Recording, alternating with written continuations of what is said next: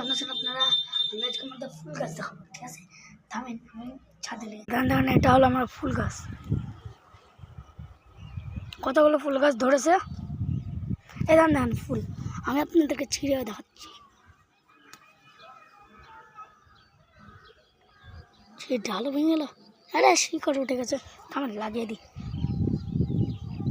তাহলে আর একটা গাছ হবে। তাহলে ধান খুললাম, লাগিয়ে দিলাম, ঠিক আছে? এই গাছটা আরও বড় হবে। এই দেখেন আমাদের গাছ, দেখেন কত গাছ ধরেছে, দেখলেন কত গাছ, বুঝতে পারলেন?